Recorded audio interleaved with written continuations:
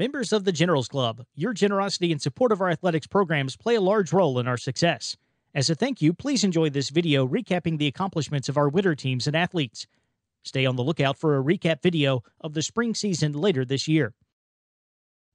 Men's track and field won its second consecutive ODAC Indoor Championship, slipping past Bridgewater at Roanoke's Kerr-Kreger Fieldhouse in Salem. In the penultimate event, the Generals took the 2nd through 5th spots in the 3,000 meters, and then the 4x400 relay team of Alexander Keynes, Carter Huffman, Micah Wilson, and Donovan Fiore placed first to secure the conference title. The Generals produced 4 other individual champions. Mackenzie Leroy won both the 800 meters and the mile, Dash Derricks claimed the title in the shot put, and Shep Sims finished first in the pole vault. Additionally, Drew Pranka broke his own school record in the 60-meter hurdles, notching one of 7 runner-up placements for WNL. Hank Patrick was named the ODAC Scholar Athlete of the Year, and Brandon Yule earned Coach of the Year honors. The women's track and field team placed 5th at the ODAC Indoor Meet. First-year Katie Harris won the 5,000 meters, while the distance medley relay team of Andy Cunningham, Catherine Fagan, Anna Nelson, and Julia Moody also took home the title. The Generals earned all ODAC honors by placing 3rd in 4 additional events. In individual competitions, 11 of WNL's 16 scoring placements at the conference meet came from first years or sophomores. Wrestling put together another solid season, coming in 3rd at the Centennial Conference Championship at the Water Center, the Generals' highest ever finish since joining that league 2 decades ago. Zach Bilikbashi, Bryce Crew, Brandon LaFour, and Rex Halliburton all claimed runner-up spots at the conference meet. WNL would go on to place 7th at the Southeast Regional, where Bilikbashi won the 141-pound weight class and was named the tournament's most outstanding wrestler. The junior thus qualified for the NCAA championship for the 2nd time in his career. He would go 0-2 at the national meet in Cleveland.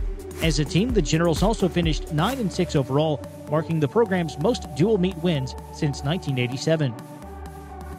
The women's basketball team went 17-10 overall, tying for 5th in the ODAC with a 9-7 league record. The Generals downed Holland 75-44 in the first round of the conference tournament, and then beat 4th-seeded Guilford 79-77 in the quarterfinals.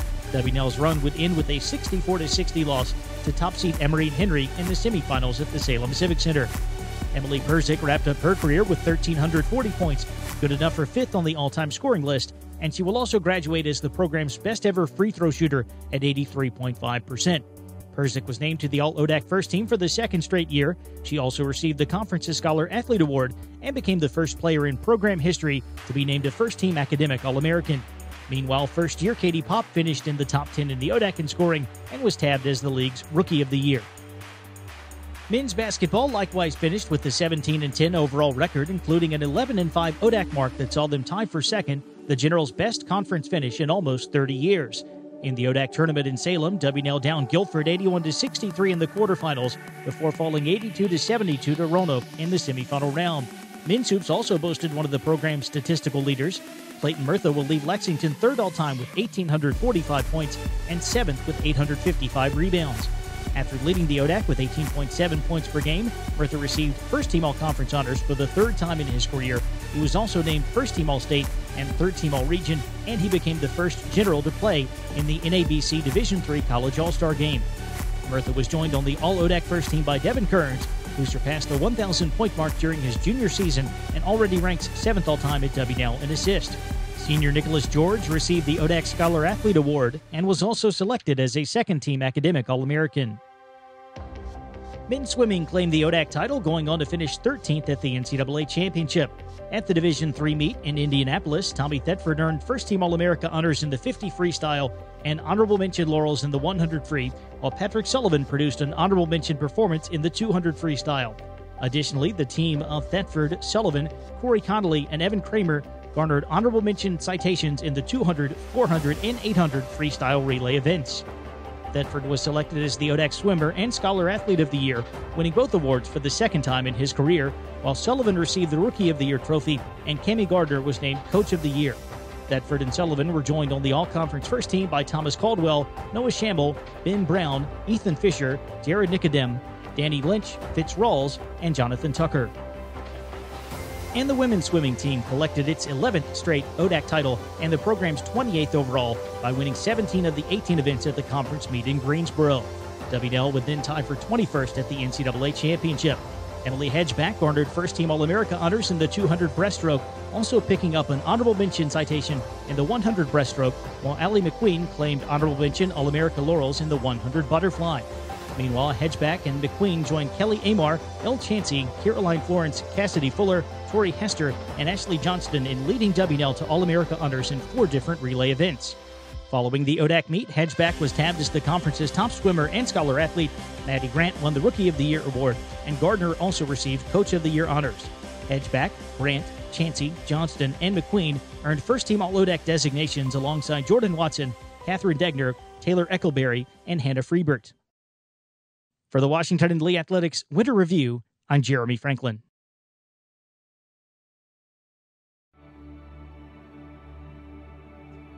The Shepherd program began in 1997 through the generous support of Tom and Nancy Shepherd and through really the innovative, visionary educational leadership of Harlan Beckley, the original founder of the program. I met Tom Shepherd well over a decade ago, and I just absolutely love the man. He was an impressive man. He was humble, he was kind. He never met a person that he didn't want to talk to or engage with. Having said that, he didn't want to just give his money to a program and watch them spend it. He wanted to guide them and nurture them, and he absolutely did that. Over 20 years ago, my friend Harlan Beckley got a group of us together, about 6 of us or so, to talk about this grand innovative idea he had for a program where we would study together with students, faculty, and staff the causes and consequences of poverty. And we were all on board. We just wanted to know how we could help them. And I started teaching courses that were cross-listed between economics and the Shepherd program from the outset. And the goal was, from the beginning, to prepare students to address the problems associated with poverty in both their professional lives and their civic lives by offering both coursework and community engagement opportunities.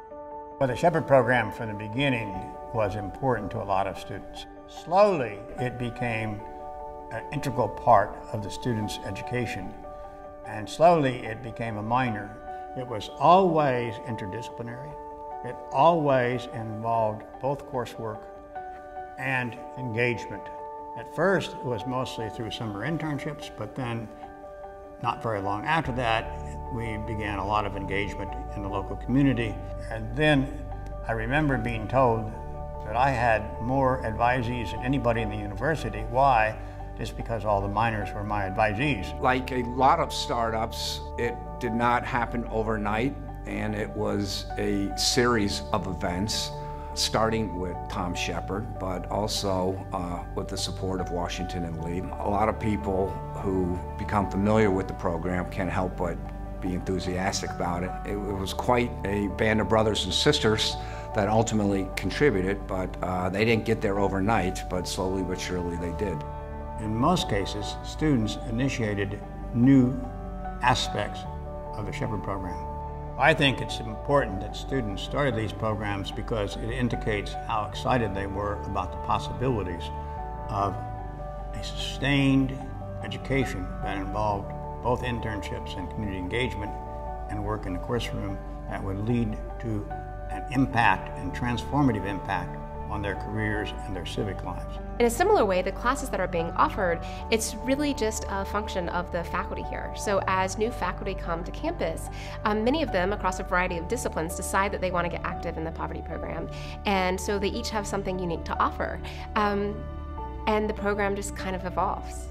I think one of the highlights or the great strengths of the Shepherd program is the professional staff and the leadership that that program has had over its life course to date. Being a dear friend of Harlan is the least exclusive club in America. I've been very impressed at the wide, diverse number of people that know and love him from all walks of life, all young and old alike. And Harlan is an inspiration to us all, and it has been a highlight of my last 10 years getting to know him better.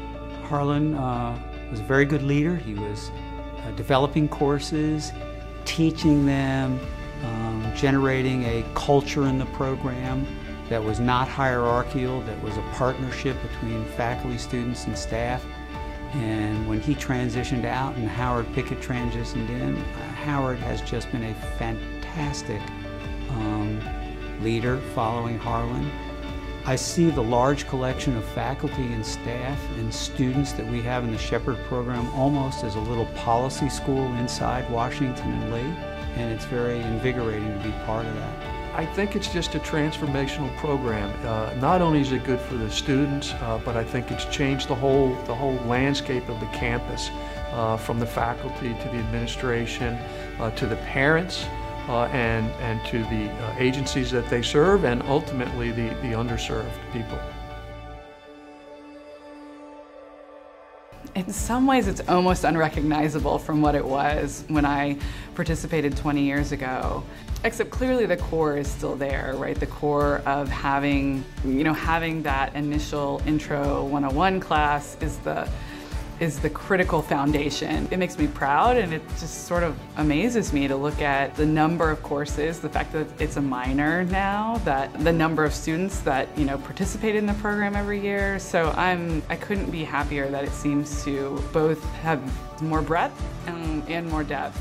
Well, in my wildest dreams, going back 22 years, I would have never imagined that a day would come when the Shepherd program would be the largest minor on our campus. It would just have really been impossible for, I think, all of us, except maybe Harlan, to have imagined that it could have grown in this kind of way.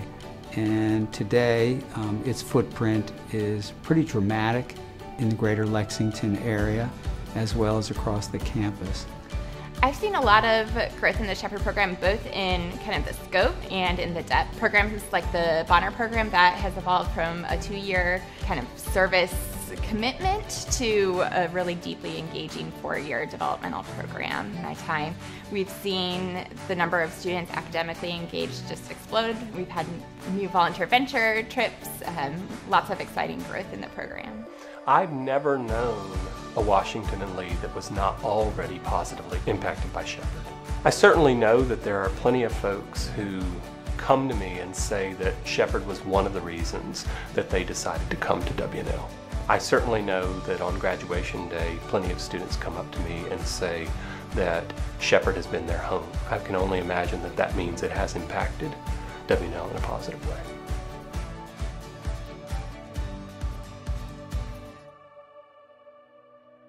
I think it's hard to understate how important Shepherd is, right? Because it really is pervasive throughout the entire campus. I think it's really hard for a student to go through their 4 years at WNL without thinking on some level about the complex issues of poverty that we'll learn about in Poverty 101 and through the different experiences. It gives students a sense of purpose and belonging, but it also binds all of us together on the journey to establishing a more beloved community. It really helps give students this wonderful education, and it teaches them about really, really important policy matters. And honestly, I think it makes the students better people. I think it's really important to give students an opportunity to understand how to be involved civically, or to be able to direct their career paths, to be able to make a difference in the world. There's so many issues that overlap with poverty studies, and so I really think most students on Washington Lee's campus having this skill set is important. It's embodying those qualities that we've always said WNL is about. It's about leadership, it's about community, it's about honor. It's a real life example of so many of those things. The Shepherd program has definitely helped me develop a career, because before the Shepherd program, I had some vague notion of wanting to go into social impact as a career, but I didn't really know what that looked like or what options were available to me. And so through all of my experiences with the Shepherd program, it's opened up a lot of different doors and experiences, and it's reaffirmed my commitment to going into something that matters to me.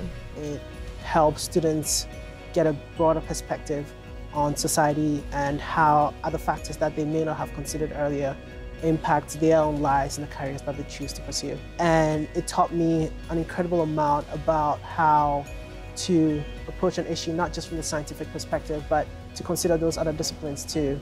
In our motto, we say that we're not unmindful of the future, and I think that poverty, because it's one of the most pressing concerns of our time and pretty much of every time. The Shepherd program prepares students to take on leadership roles in those conversations. To me, it's all about transformational change. Poverty is the social equivalent of cancer. It's everywhere. There's lots of reasons for it, some known, some unknown, and it's a real battle.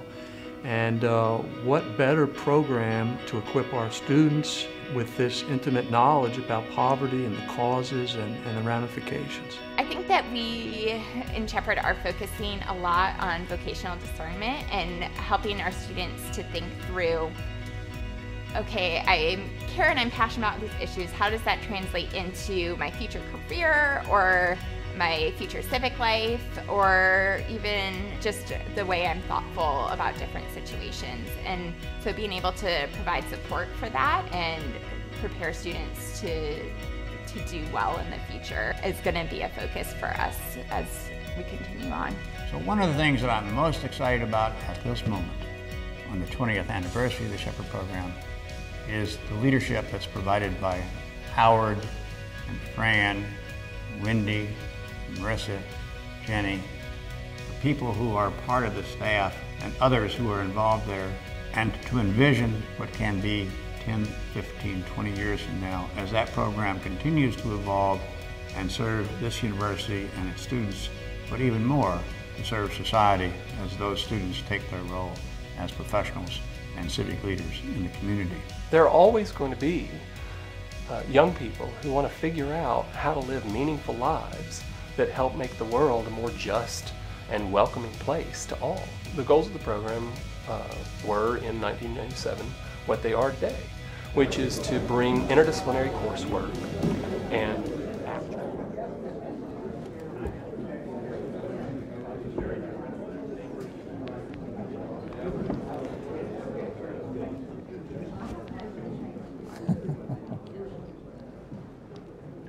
Morning. Can everyone hear me okay? I mean, I didn't know whether I needed to do anything to increase this. People in the back, for instance. Can you hear me okay? Better sound. I'm sorry? Better sound, please. Better sound, okay. Is this on? No. Is somebody going to show me how to turn it on?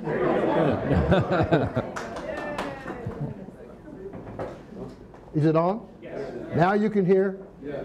Okay, good, good. Well, welcome. I'm delighted to see you here, frankly. I mean, when we, in the reunion committee, started thinking about doing a program of our own for this reunion, we really didn't know what would be of interest and what would be of substance. Because we all know that you can have a very good time at a reunion like this, but the idea was to make it a little more than that. Before we really start the program, there are a couple of things I want to do. One is to introduce Jack Ware. Jack, where are you? You here? Is Jack Ware here? I was told he would be.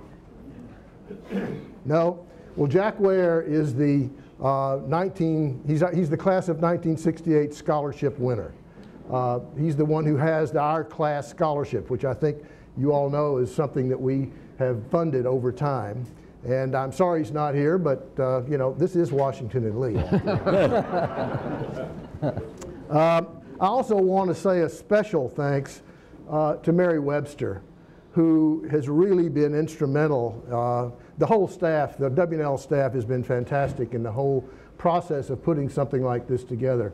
But she has been absolutely wonderful in doing all the kinds of things that are required to make a thing like this happen, which required a great deal of busy work and difficult kind of collating. And she's creating a little booklet from the people's responses to our invitation to talk about advice for the class of 2018, and that's going to be given to them, all the graduates of 2018, as part of their package when they graduate, not with the diploma, but it's going to be given to them as a gift from us and from Washington and Lee, which I thought was a lovely thing to do. Well, let's get going. I think that yesterday when I arrived here on that beautiful, beautiful day we had yesterday, At least we have had one very beautiful day, I think, without question. If you went to the alumni house, you might have gone looking at the window at the photographs on the wall. And there was one that especially struck me, which was of freshman camp in the 1950s. And it looked just exactly like freshman camp in 1964, when we all were there. Washington and Lee, really, when we came to Washington and Lee, had not changed for quite a while. It was of a time and a period that was poised for change, but really, in many respects, had not. I don't mean to say that it was a place that was not demanding. I don't mean that it was like a place that was not a serious place for scholarship. For instance, I think many of you who were there will recall we were sitting in the audience area under a tent at the freshman camp, and whoever was speaking said, "Look to your left, look to your right. When you finish, one of you will be gone. One of those people will be gone." And sure enough, about a third of the people who came and matriculated in 1964 in September did not graduate for a variety of reasons. But that was, the point was that this was a winnowing process that Washington and Lee put in place through something you may recall called the automatic rule, and largely, which meant that if you fell below a certain grade point average, you went on probation, and if you didn't get it up, then you were out. Now, you could reapply, but you weren't assured of that. But when I looked at that photograph, I also realized again just how homogeneous Washington and Lee was. We were a group of white, middle class, upper middle class males. There was, if there were any African Americans in the school at that time, I was really not aware of it. There were half a dozen women's schools within an hour's drive or so, but there were no women in classes. We were basically a group of white, Southern, not altogether Southern, but the cast of the school was Southern. It had traditions like the speaking tradition and the dress code and of course the honor code that were a part of a world that has over time been eroded, but at those days in 1964 was still very powerful, I think, especially the honor code, which is endured as a part of the culture of Washington and Lee. And well, you know, yesterday as I was walking around the campus, I remembered a moment in my junior year when I was walking up from Red Square toward the Colonnade. It was on a day just like yesterday, beautiful, gorgeous day, and I remember thinking, literally having it shockingly come to me, in another year they're going to make me leave. And it wasn't about Vietnam, because at that time there was the expectation that if you passed a test of some kind, you could get a deferment to go to graduate school. But as we all know, years went by. I mean, when we came here, Jack Kennedy had been assassinated less than a year before. We were not unaware of the world, but we lived in a rather, you know, special kind of place. And it was a spatial kind of place that most of us really loved and thrived on. But it was not the world. The world came crashing through in 1968 in the form especially of Vietnam. If you recall, the Tet Offensive was in January of '68. Not long after, Walter Cronkite, who was at that time the sort of the arbiter of all journalistic truth, declared that the war was unwinnable. It was stranded in a stalemate mire. And then in February of 1968, the Johnson administration abolished all deferments. Abolished all deferments for people who were graduating from college and intended to go to grad school. The only exceptions were dental school and med school, and then you had to do your service after, or divinity school. And I think we had a rather unusual number of divinity school graduates as we But the point was, Washington and Lee wasn't what I would call a place that really had very much of an anti-war sentiment. What it did have, though, in 1968 was a huge amount of anxiety about what came next. Was it going to be the draft? Was it going to be Canada? Was it going to be Sweden? Was it going to be jail? Was it going to be some other solution? Because we were all facing it. There were no deferments. That was over. So with that, I would like to begin our conversation about 1968 with John Adams. John, you wrote that you were thinking at those days about going to Canada, about going to Sweden possibly. You ended up a year later flying combat missions over Vietnam. So tell us what was going on in 1968 with John Adams.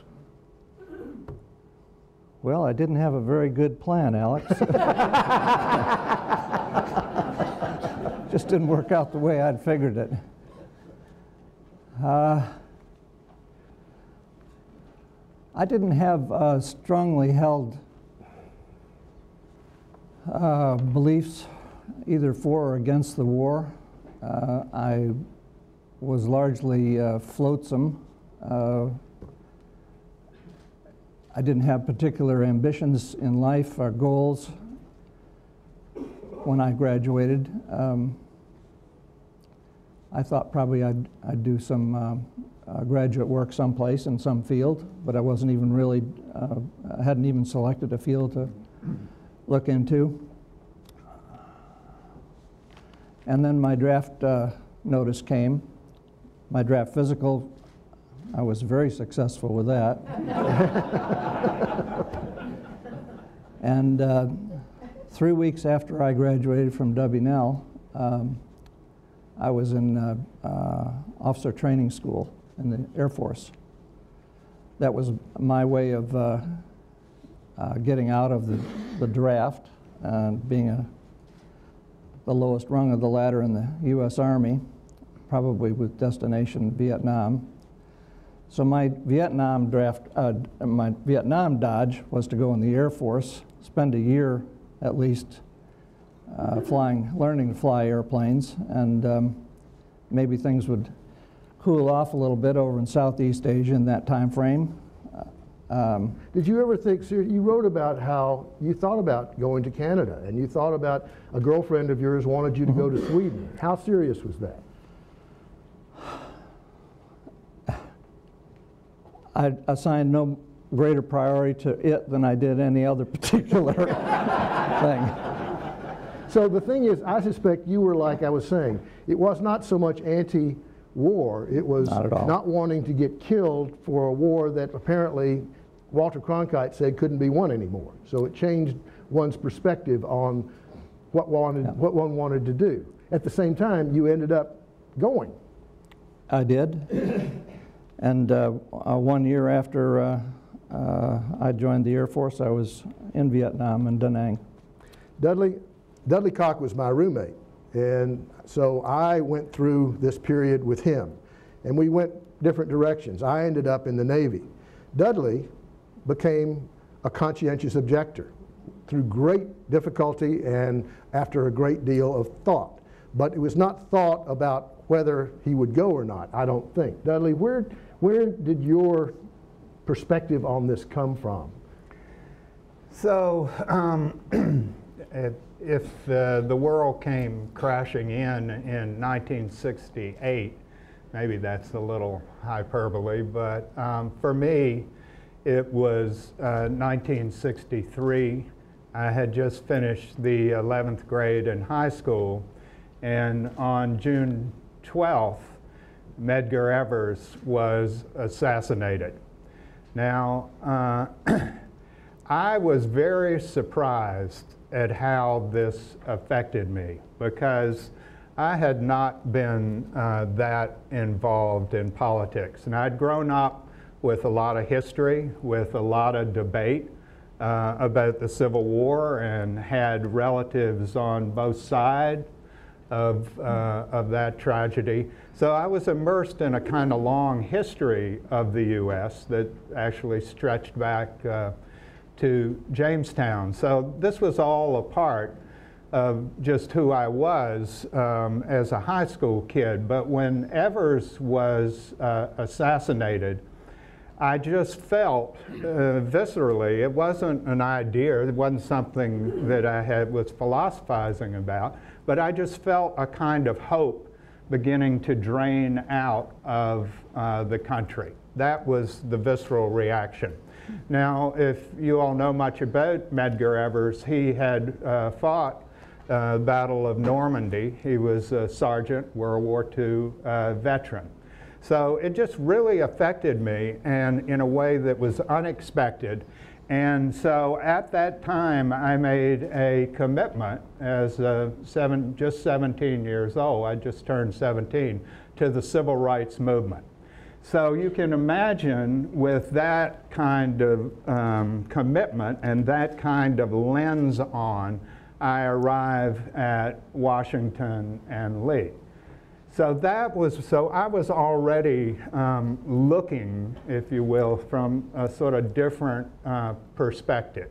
So I saw everything a little differently maybe than Alex did and some of the other classmates. So that commitment continued. I mean, it just increased. I'm still part of the civil rights movement in my work today. But as you all know, the civil rights movement morphed right into the anti-war movement, and chiefly singled in 1967 at Riverside Church when Martin Luther King made that powerful address that basically called up Eisenhower's military-industrial political complex and united the civil rights movement with the Poor People's March on Washington and with the anti-war movement. You know, his claim was, this is all one and this is the struggle. Now, I was right there with that. And in fact, in the movement itself, which was really grassroots, some people said King had to spend a lot of time trying to catch up to the way the people were moving. And so we had quite a bit of this thought long before he articulated it in that rememberable way he always had. Tom, you were, unlike the other three panelists, not in a fraternity, but you were, of course, just as much affected by this. And I don't know whether your not being a fraternity had anything to do with how you experienced 1968, but how would you describe your own experience? I don't think it had the experience. It was really very similar to what we have just heard and what we've read about. And I had really forgotten about the doing away with deferments in February. When I think back to that period, I just remember coming back after Christmas or New Year's, final semester, looking forward to graduating. But then all of a sudden, my mind just goes to, my whole time was spent, what am I going to do? Am I going to be drafted? How can I get out of this? I remember being in various apartments looking at Walter Cronkite on the news, the bombing. We would alternate laughing and sort of almost crying, God, this is where, are we going to be there in 6 months or 9 months? It really was, it was overwhelming. I mean, that was the whole, our raison d'etre almost. It was. I remember going back, I was from Wilmington, Delaware. I remember going back and do I look for a job? What do I do? Am I going to be drafted? I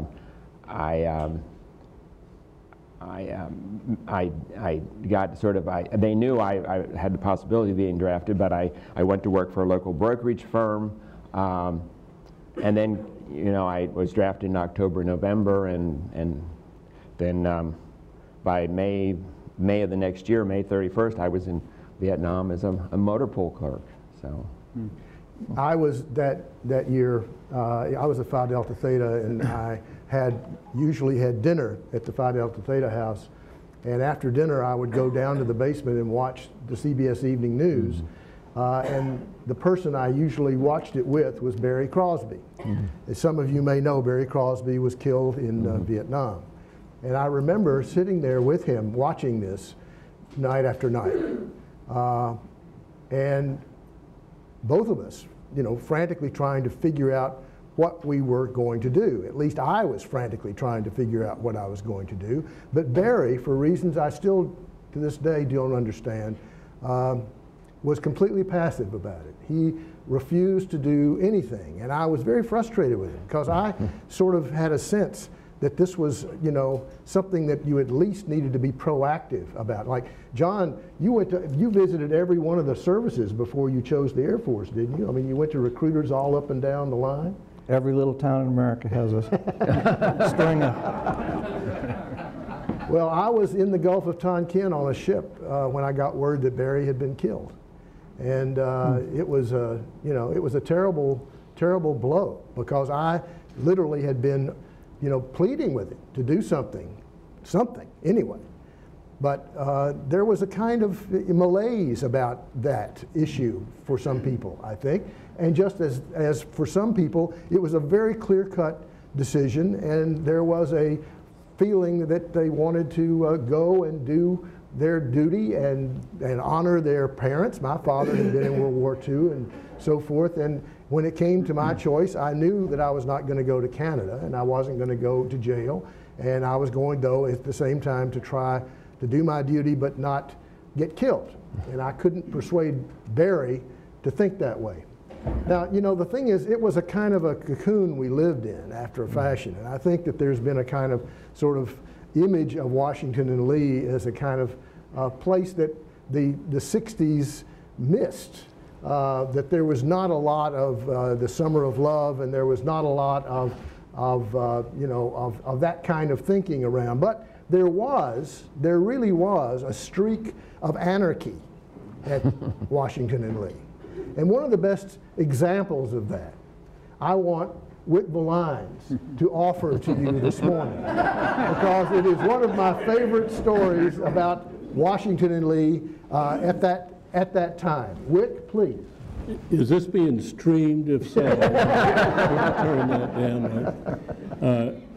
There was a sense of both mischief and anarchy, but it was more in line, at least in some of my fraternity experiences, with Animal House.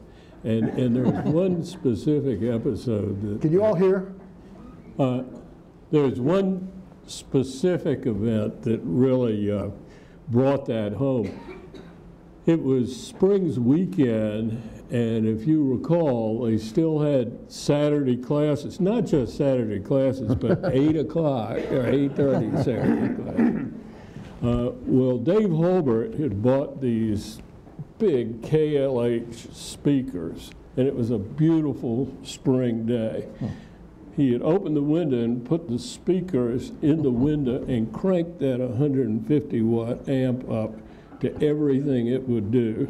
And so the Four Tops were playing, and it was blaring up at the hill.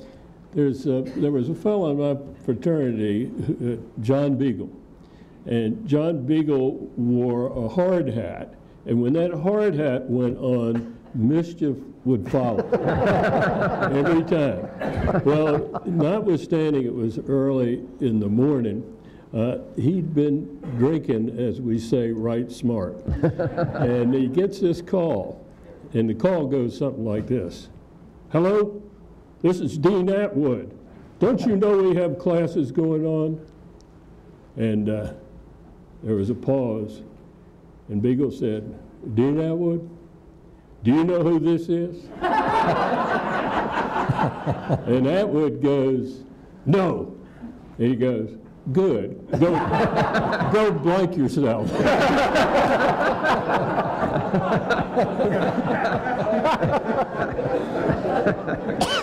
as I say, there was that as well. You know, when I think back, I am told that the phone rang for about another 45 minutes.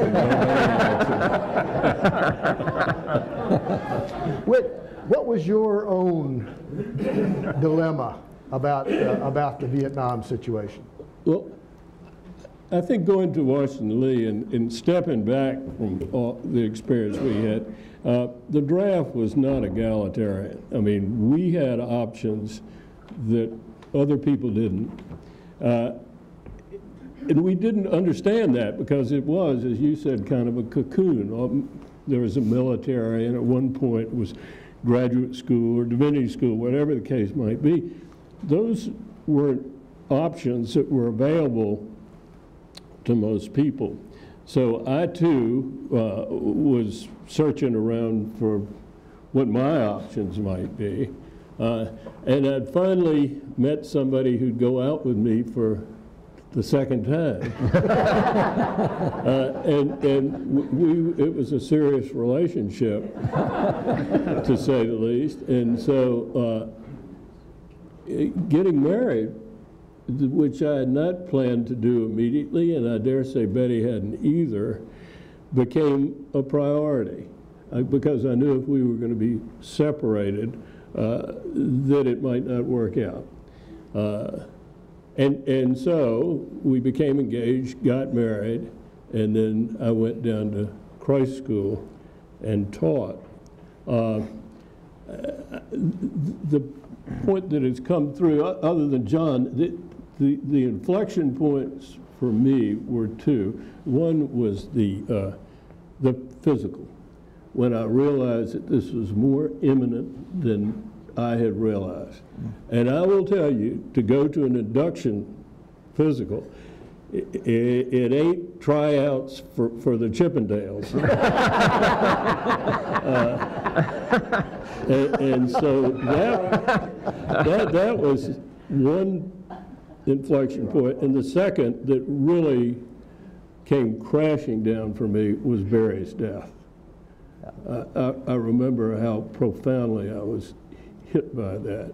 And otherwise, while I was very uncomfortable with the Vietnam War, it was something that I was trying to avoid. And that's where most of my energies were. So I went down to Christ School, taught, really liked teaching, and thought about going back to graduate school in English and making teaching my profession. So I benefited from that. I benefited from marrying, as Alex had said, little Betty Miller, and we're still married. So. I actually said the beauteous Miss Betty Miller. Yeah, I think that's right. Yeah. Is Betty here, by the way? No? No. You know, the Washington and Lee of that era is really kind of a mystery to me in some respects. Mm-hmm. For instance, you were pointing out how there was classes at 8 o'clock on big weekends, mm-hmm. you know, but if you recall, we all had to pay what they call an entertainment fee or a student fee mm-hmm. or activities fee. Activities fee, that's right. Well, for the most part, the student activities fee that we all paid for was used to throw a university-wide free cocktail party at the beginning of every big weekend. Mm-hmm. And I mean, this was a big cocktail party. I remember one of them was out at Zalman's, and they mm-hmm. were serving, the university was serving everybody on the premises grain punch. Mm-hmm. And when it was over, Zalman's looked like the Battle of Gettysburg. There were people all, you know. So, you know, compare the kind of culture that you know Washington and Lee more or less has morphed into. And remember also, we were 68. In 70, that was Kent State. The university really changed profoundly at that moment, I think, in some significant ways. And when that, you know, I don't guess there are any class of 45th reunion people here. If there are, oh, there are, good. I'd love to hear your thoughts about how that worked, because you were through, you know, you experienced that. But the point I guess I'm making is, when you look at the culture that we were in 1968 here at Washington and Lee, What most surprises you about the way it was? Do you have a thought about that?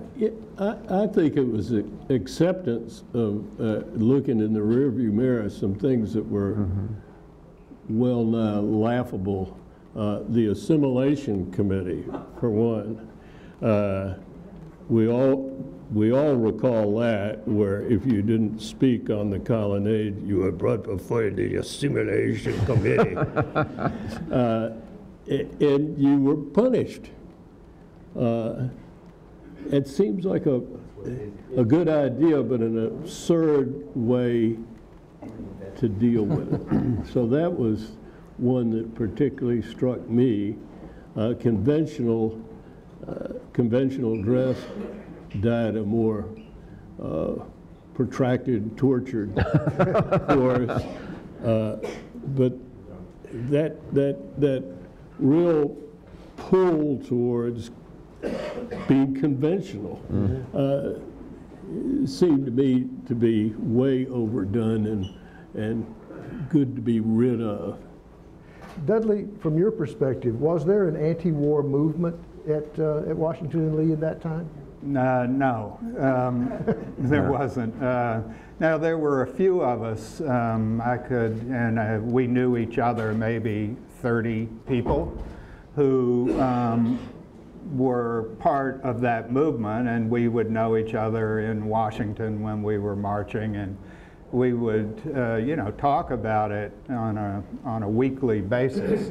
So in some ways, there were just a few of us, but the positive of that was we knew each other, and we had, quite a strong, conversation, ongoing conversation the whole time, the whole 4 years I was here.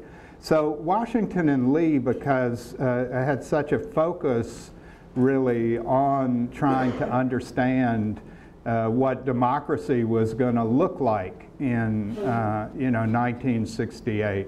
I mean, that was really what I was trying to understand. Washington and Lee was like a backdrop to this kind of search that we were all on in different ways. Mm-hmm. But I wasn't deeply immersed in Washington and Lee. It wasn't the Holy Grail. Mm-hmm. There was something else. But it became this sort of fascinating backdrop to what I was trying to understand. And so although there was only a small community, that didn't feel limiting in any way, because that small community of anti-war civil rights activists at the university was in a really strong conversation, and we had allies, a few allies on the faculty, and we were also close with them. One of the sort of hallmarks of my experience here was how close I was to 2 or 3 faculty members, not just as a student, but as a as an intellectual companion.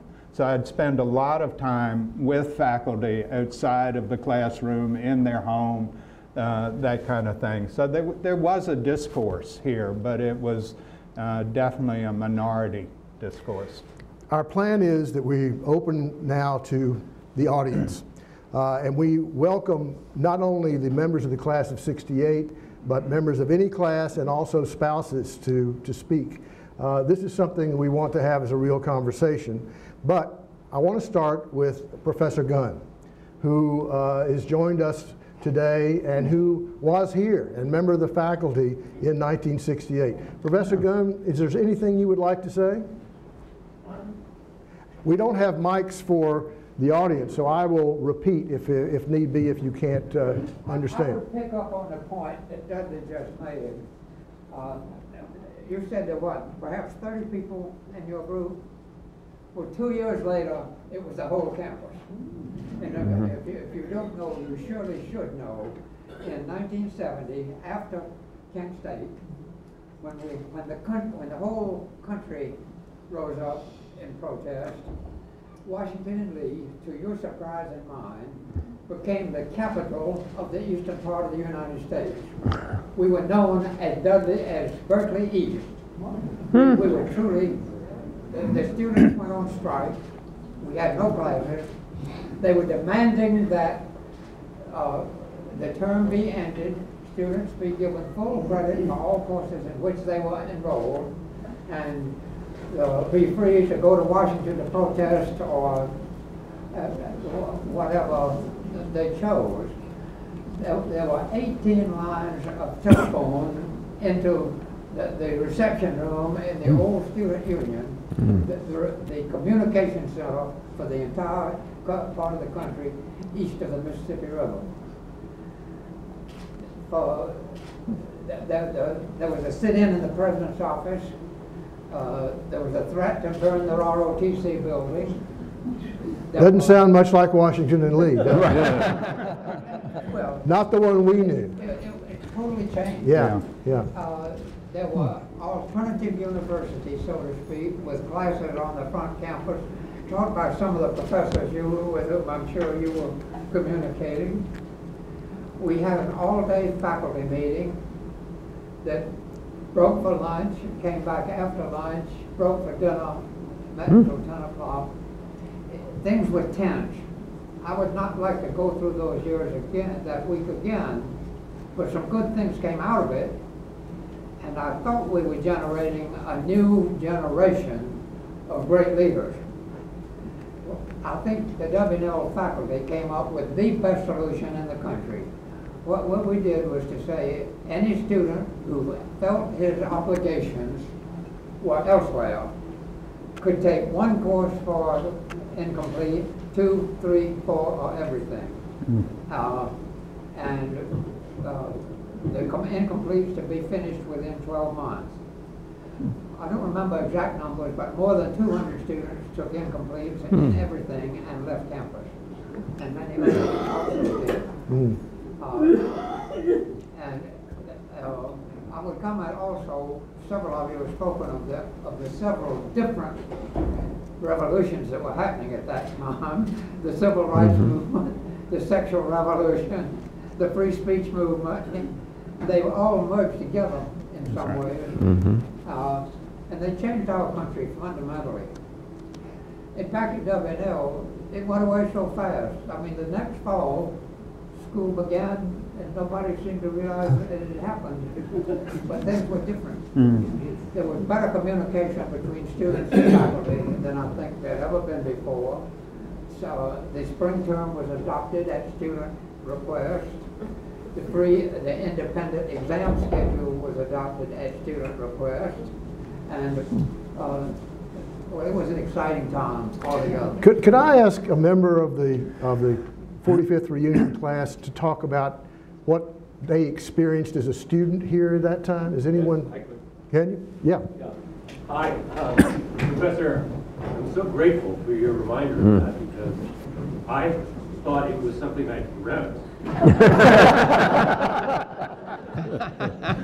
It was a profoundly exciting and disturbing time here at Washington. 1970, my sophomore year, or freshman year. Can't remember.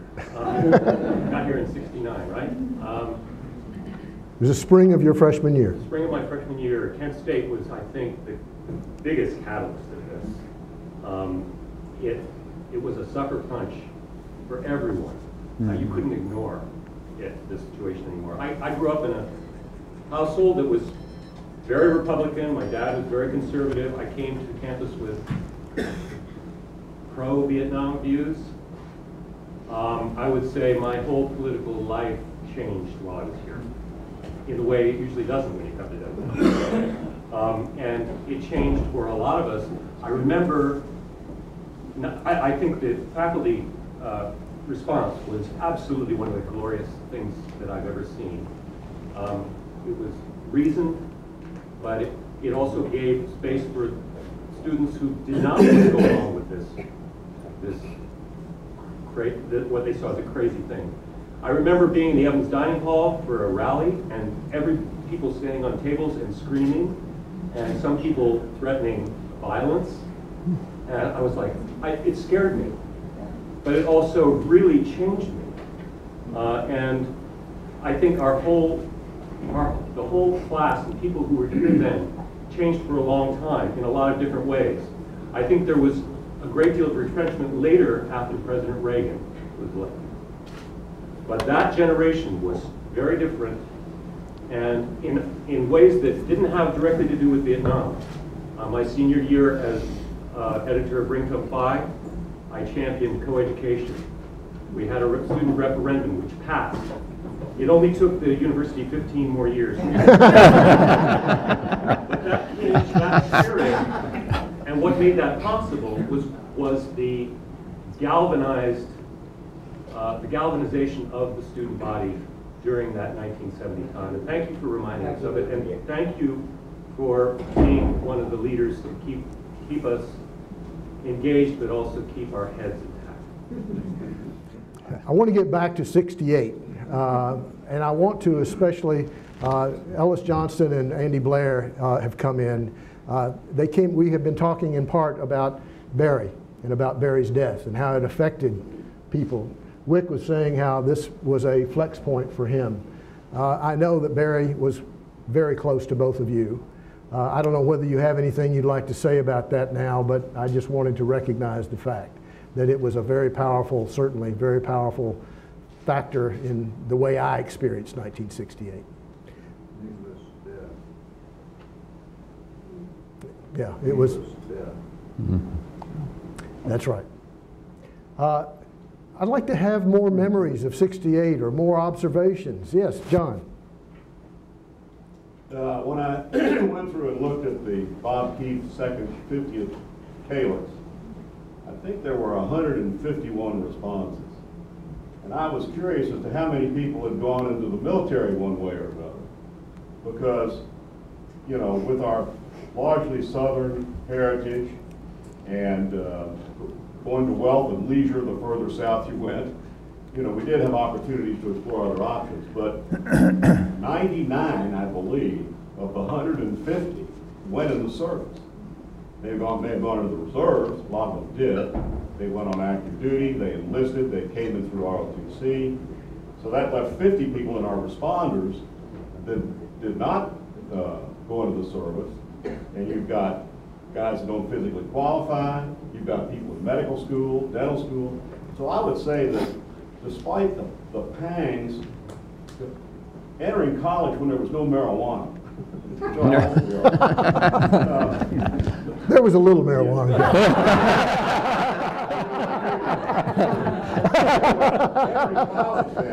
You know, with sort of we were the last of the mainstream people of World War II. The same way the class of '70 was a whole different generation. But I think that most of us did step up and do what we were supposed to do.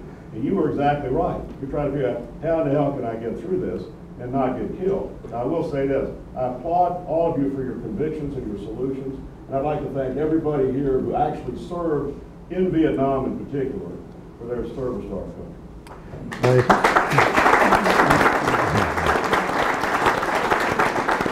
you. Yes. Thinking of '68, I think I was, like a lot of us, fairly oblivious of what really was going on, civil rights and in Vietnam War, unfortunately. I think because I was really caught up with my studies and really enjoying them. But when it came to April 4th of 1968, it was right after lunch, and I was standing in Evans dining hall. And I've never forgotten that moment.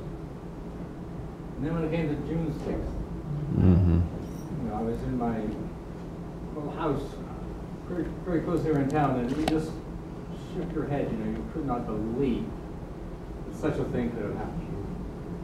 And I suppose this is sort of the sickness of the feeling that it didn't kind of blossom until later to realize just the magnitude of these events. You know, it's interesting, John. As I was sort of thinking about how this conversation might go, it struck me really for the first time that when we came here as freshmen, Jack Kennedy had been assassinated less than a year before. But it had seemed like way behind, way away. And then when in '68, Martin Luther King, and then during our graduation, Bobby Kennedy, it was like you know, a blow upon a bruise, but I didn't even really know the bruise was there, because I think that somehow coming to Washington and Lee at that time, for me anyway, was, you know, what happened in Dallas was something that was history, but really had very little to do with my sense of what the world was that I was occupying here. Who else? Yes, Barry. Yeah, I wanted to reflect on something Rick said, and I don't know whether he and I were on the bus to Roanoke for our pre-induction physicals together. But we got a notice. I was there. Bird Mosurf was on the bus, and there were a bunch of farm boys from the Lexington area. We all went down there, and almost to the man, every W&L student had a medical dossier with them about what their medical problems were.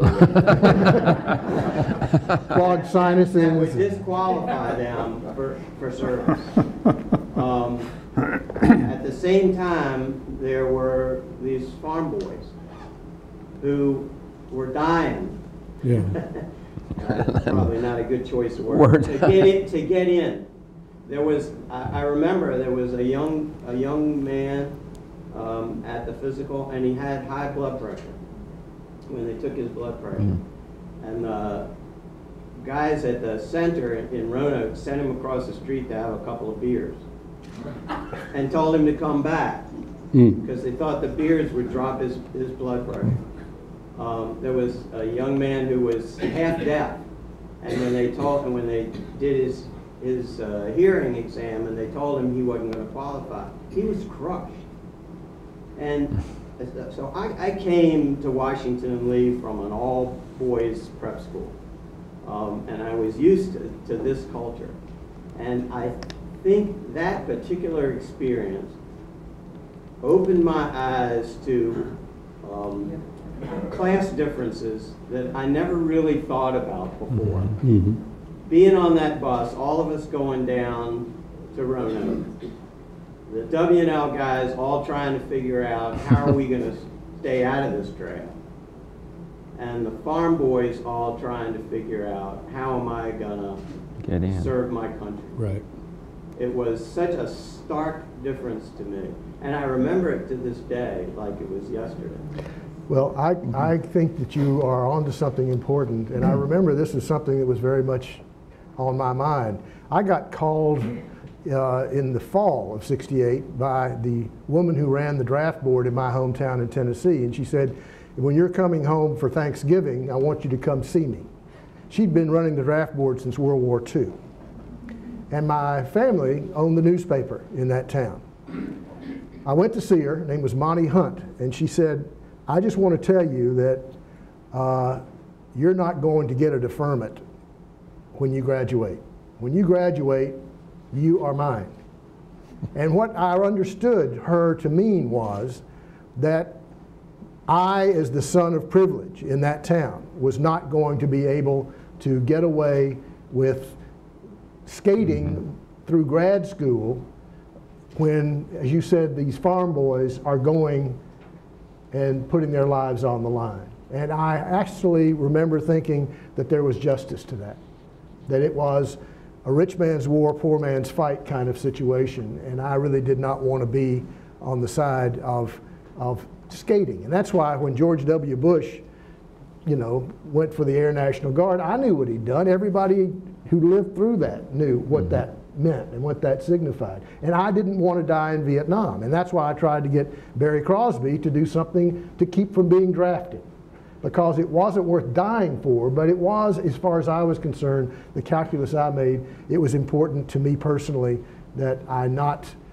you know, do something dishonorable. And why I might not think it was dishonorable, my father might, and that meant a lot to me. That mattered a lot to me. Who else would like to speak? Yeah.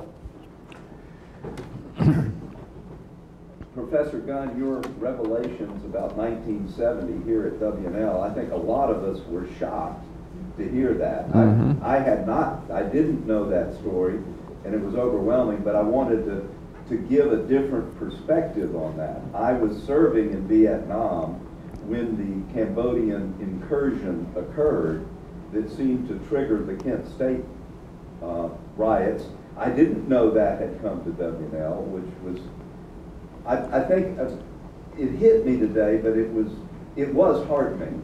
And I hope that I would have been someone here at that time that would have been incensed. But the other perspective, being in Vietnam, my first 6 months there was a real war going on, and my life was threatened daily, mostly in the evening when rockets and mortars came in.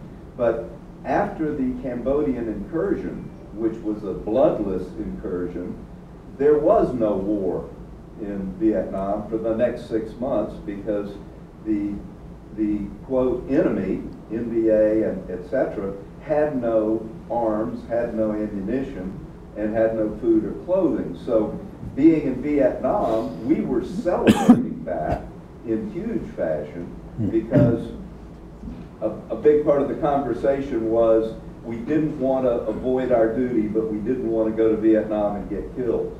So our mission of not getting killed had been accomplished by that, and our whole country back home kind of went to its own war. So that was just it was an amazing dichotomy of seeing those two things happening. Just wanted to share that. Good, yes. One of my, I finished, was deferred, ROTC was deferred for law school, so I came right back to law school. And I think forever, one of my strongest memories of law school will be right after Kent State. On the front lawn, Bob Huntley was standing in front of a podium, right in front of Lee Chapel, and the student body was arrayed across the lawn. And the student body shouted him down. And he had to, finally had to quit and walk away. And I was a senior in law school then, and for the senior law students were all out standing there with our conventional dress on. And the rest of the student body, the college student body was on the lawn in shorts and t-shirts and whatever. But that moment to me said more about what happened here than anything I can remember. Yes. I'm in the 45th class. I was there.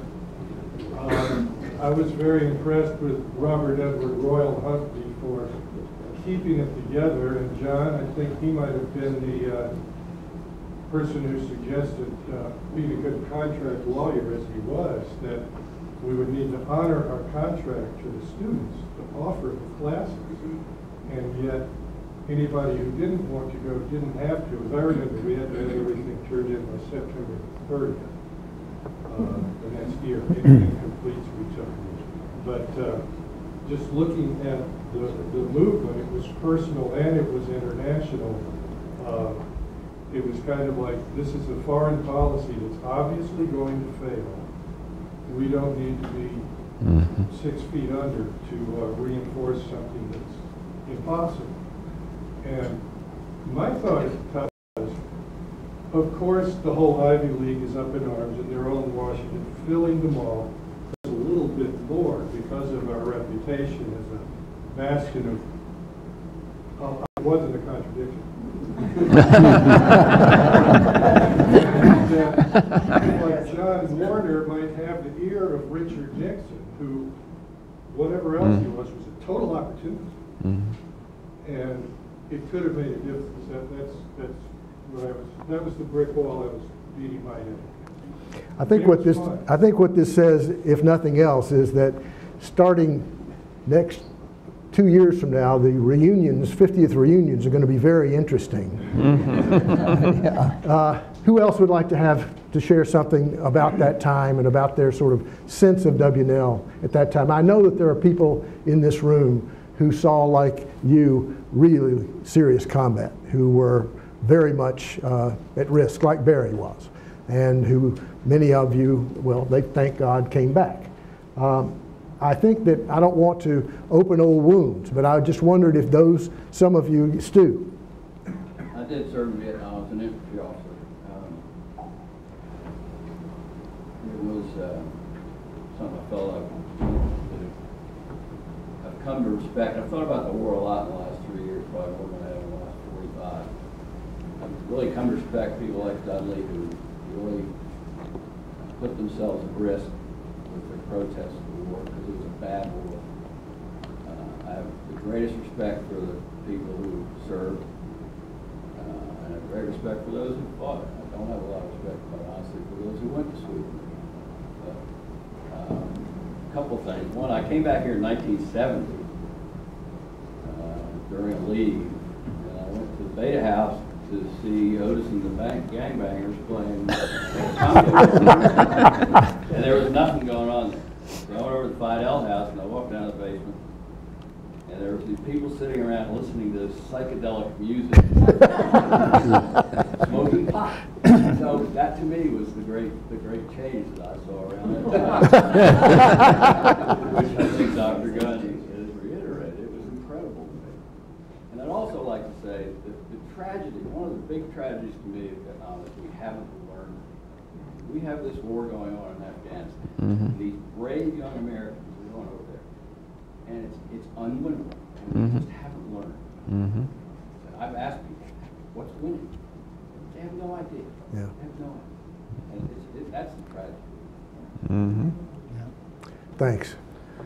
I want you to know that Dudley was preparing to go to jail, and I don't know that this was of any value to his plea, which actually did finally come through. But I was in the Gulf of Tonkin on an aircraft carrier, and I stole some ship stationery and wrote a letter on behalf of Dudley from the Gulf of Tonkin, pleading his case. It didn't hurt. And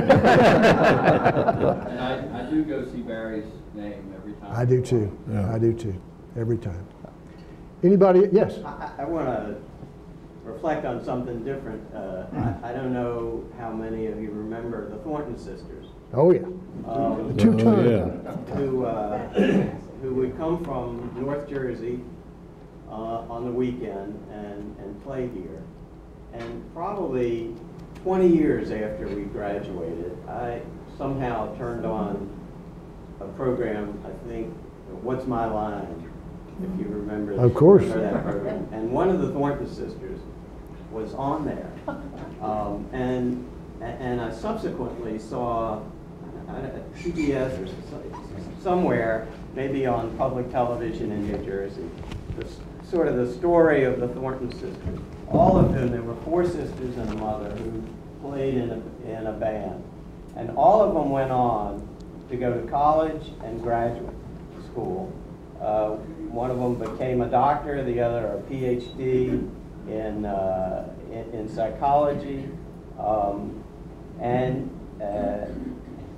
I remember seeing that and thinking, who would have thunk that these young women who were playing in the basement of the ZBT house often, were gonna sort of benefit from being down here and being able to make some money and take it back to New Jersey, and the stark contrast between who they were and who we were when we were here. But it always made me happy to see that they were able to thrive. That's great. Barry was a kind of an impresario even before he came to Washington and Lee. I met him the summer before our freshman year at a Virginia Beach show that he was promoting. I don't know if it was the Thornton sisters, but it was the Hot Nuts. It was the Hot Nuts, right? How can I forget that? I don't think any of them became doctors.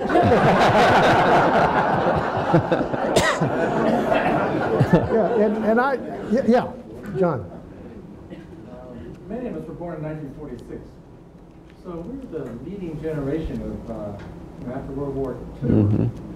And it occurred to me at some point that most of our fathers were in World War II. So many of them were survivors of World War II. And so we were the sons of the survivors. And we were the sons of the mothers who thanked their stars that their husband, or the man they married, came home. Well, I think that's just a perspective that we share. I agree. How we're raised, and we all feel, I think, a sense of duty about Vietnam. I certainly did. Yeah. Hey, Wendell Wynn. I don't want to take away from all that's been shared because 1968 was life-changing for all of us. But I don't want to lose sight of what happened, the 3 years prior to that. And the thing that has profoundly meant so much to me were the band of brothers connections that some of us made. In many cases through our fraternity house.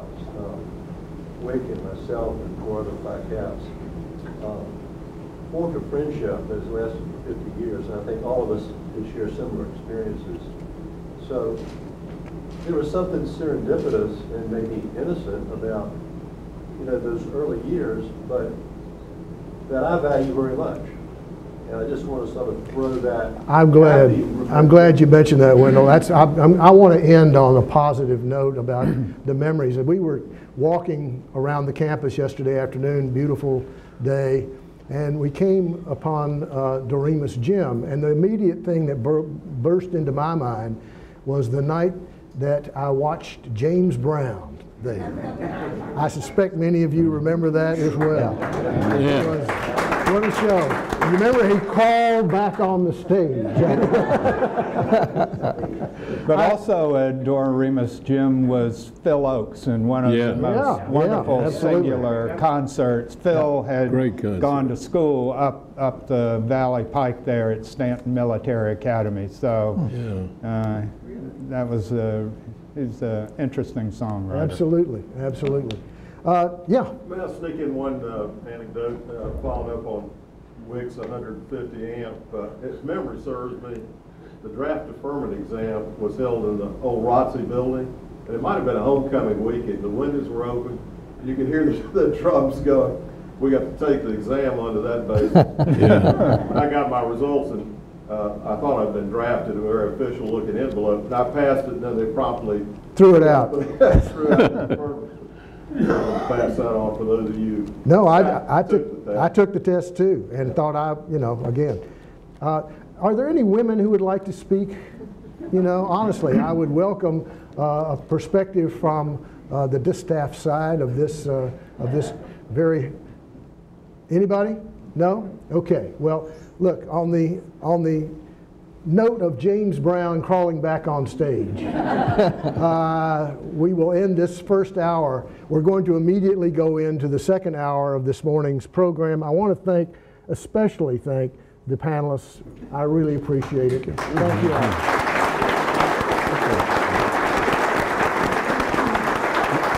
And if you will just disengage from your microphones, and the second panel, please ascend.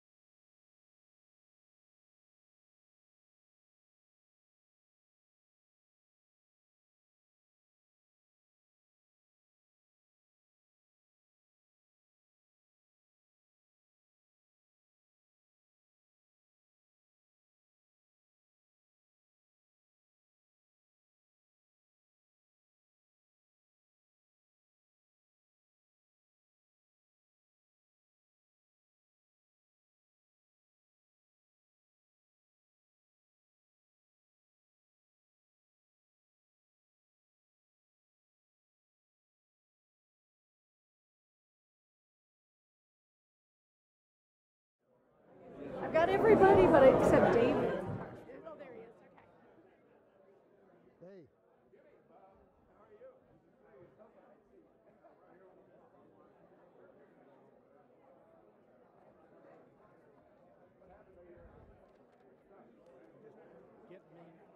I'm sorry? I say, were you just hurrying me along? I'm sorry I got... That's all right. Just have a seat and we'll get going. Hey, Chris, good to see you, man. How are you? I started to tell my story about, I went straight, ROTC, I went straight into training, and I was at Fort Holabird in intelligence school in April of '69. And they, as the Army does, they love paperwork. And we had 300 people in an auditorium that were all in my class at Fort Holabird. And they gave us a piece of paper with 3 choices on it, where you wanted to be assigned. I later found out that Vietnam was not on any sheet, so there were 900 choices without Vietnam. And all 300 of us went to Vietnam. Talk about a useless act. Oh, God. That was a good session. Good. Well, I'm proud of you. Well, thank you. Well, hopefully we'll have another one. Okay, you guys ready? Good.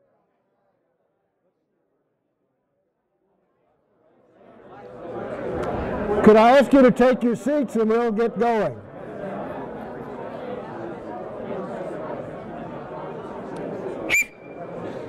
Could I ask you to sit down and we'll get going? Oh, good. I'm going to introduce you.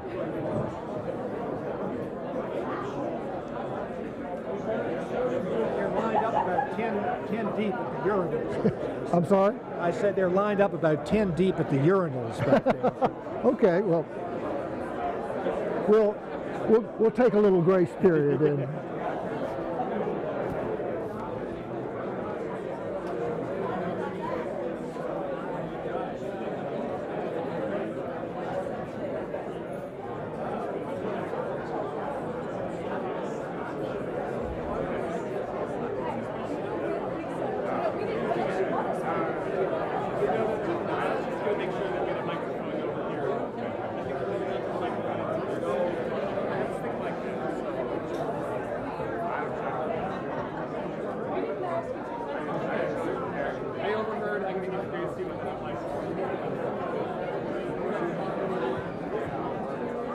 That microphone's not on. It's only on that right there. Well, okay. Yeah, so okay. if you want to go like that. Could I ask people to take their seats and we'll get going?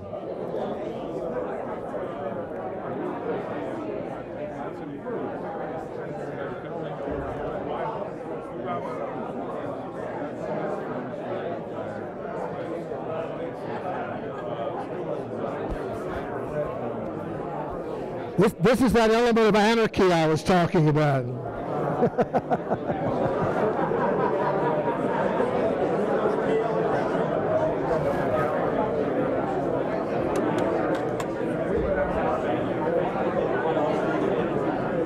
Okay, I am. Please have your seats and we'll get going. Well done. Hey. Great job. Oh, thank you, man. Fantastic. I won't let you down if you need it again on a distaff. Okay.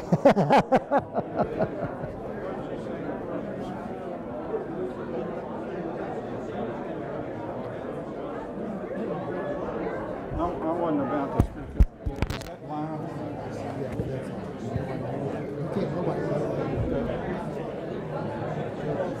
It was alluded to several times. But a lot of us are planning on serving the military regardless. And that didn't come up. Well, I didn't.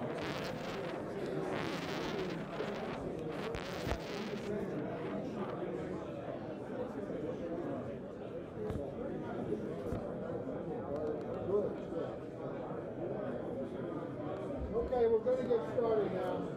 Are we on here?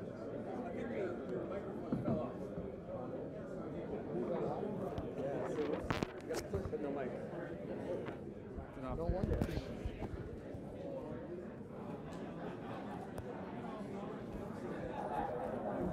Right. Okay. Could I ask you to take your seats and we'll press on. First of all, I want to once again introduce you to Jack Ware, who is the recipient of the class of 1968 scholarship, and who didn't want to come, but someone broke his leg and made him come. So, Jack, would you like to say a word or two? Sure. You can speak from there. Okay. I just want to thank all of you guys for providing this. Is this working? No? Okay. Yeah. Well, I just want to thank all of you guys for... Is it working now? Okay, there we go. I want to thank all of you guys for providing and making this scholarship happen, and I also wanted to thank you just for sharing your memories here. It's been very interesting just to sit in the back and kind of be a fly on the wall and kind of get a feel for what WNL was back in your all's time, and you know, it was very interesting, and I'm excited to learn some more. So thank you guys.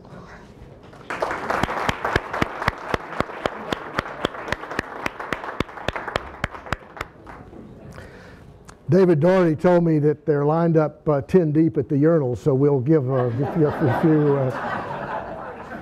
few more moments. We all know that we're, in that respect, a little more vulnerable these days.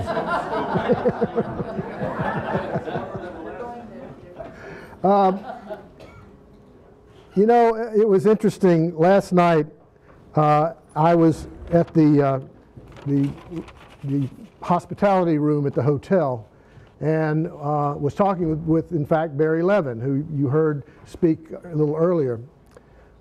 And he said, you know, I want to apologize. I didn't send in my, you know, advice, my reflection, because I didn't think anybody would really be interested in what I had to say in the class of 2018. Well, let me explain a little bit about what we on the reunion committee had in mind for this hour.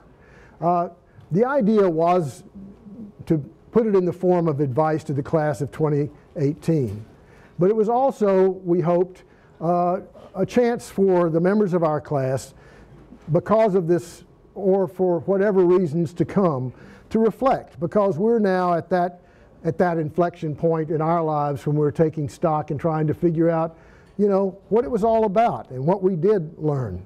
Barry said, you know, nobody would be interested, and that may be true. But I also thought to myself, well, what if when we were the class of 1968, we'd had the chance to listen to some people from the class of 1918?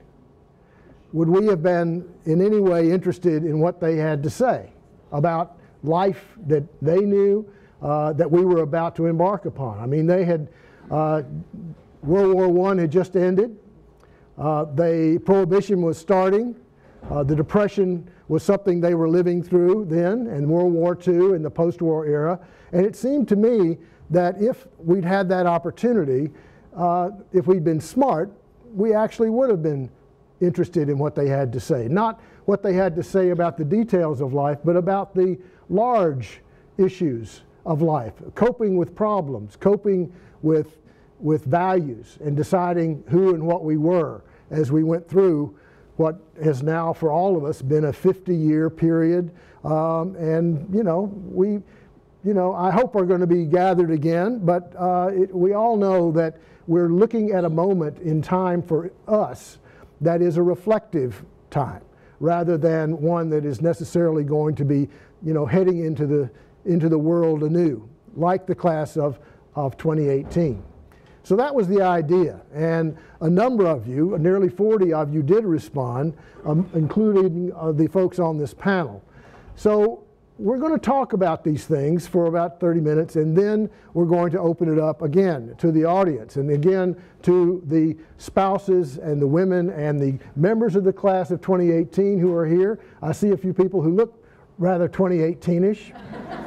So I'm glad you're here. I'm glad you're here.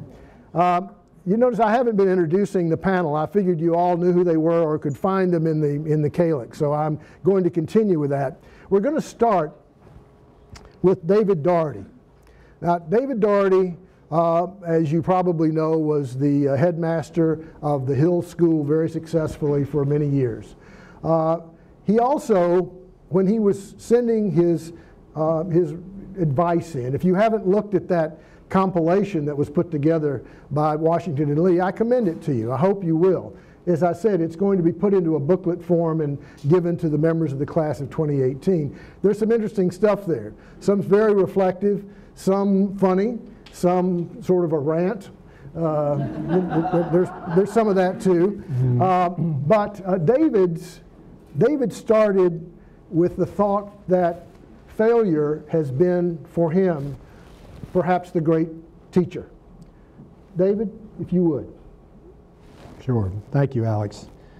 I've told this story more than once, so it's pretty well rehearsed, but it's also one that first time through, or the 50th time through, I recognize as the most important experience of my life. I'm not the first person to divine this idea. All of us have failed, and all of us look back on moments of failure as turning points, or at least important points in our lives. But maybe because here I bought into a lot of what WNL was about. Even, frankly, Wick reminded me the Assimilation Committee or the automatic rule. There was a clarity and a sharpness to that that I did find odd, but at least clear. And you may remember the automatic rule was not just about academics and grade point ratios. You could be required to leave the university if you did not attend the first day after a vacation or the last day before a vacation, Thanksgiving, Christmas, spring vacation during the year. Or if you didn't attend one of the convocations, the Lee Jackson Day meeting in Doremus. If you didn't go to those, you were out of the university. And it was so bizarre, so draconian that nobody challenged those regulations. But somehow, as clear as all that was to me, I too, after the freshman camp, looked to my left and looked to my right, but failed to look at myself. And those two fellows did just fine. And at the end of my freshman year, I was a victim of the automatic rule. And there was no question about it. W.W. Pusey smiled demurely at my application for reconsideration, but he knew and I knew that I had to leave at the end of that first year. 2 C's and 3 F's in the second semester secured my departure. I was embarrassed. I was most of all hurt for my parents, neither of whom had gone to college, both of whom had worked very hard to give me an education in boarding school, Episcopal High School, here, Washington and Lee. No two people could have done more for their son than they did for me, and I blew it. I was upset facing my friends, former teachers at Episcopal. But even then, there was a cluelessness, or maybe even a defiance in me, that did not want to hear from anybody how I had to right this ship. And 2 important events. First of all, I was called by the draft board, and so I had to face that reality, which I hadn't thought seriously about before. Until I was at Fort Holabird in Baltimore being examined, but then deferred for a relatively minor physical issue, a perforated eardrum, and I was told right then that I would be deferred. So in a sense, I didn't have to think so seriously about that issue as others of you all did. But then, looking for a college, looking for some place to go, was a different story. And we spent the whole of that coming summer finding a school, ultimately Transylvania College in Lexington, Kentucky, where I would go for the next year. You I'm sure have heard of Transylvania. Dracula was an undergraduate there shortly before I enrolled. And it was just an extraordinary experience. I had terrific teachers, I made wonderful friends, and I had never worked as hard in my life as I did then. And at the end of that year, I applied for readmission to the executive committee of the faculty, was welcomed back, decided to return and not stay at Transylvania. But then when I came back, I visited all the members of the executive committee who had voted on my application, and every one of them, teachers, administrators, were just wonderful in welcoming to return to Washington Lee. And understand the spirit in which I offer this. I went finally to the office of Dean Atwood. For those of you who didn't know Dean Atwood, you wives or younger people, he was the quintessential dean of students. He was an ex-Marine. He had this marvelously chiseled jaw. He had elbow patches when they were popular on tweed jackets that didn't need elbow patches. He smoked a pipe. He was just an extraordinary physical specimen.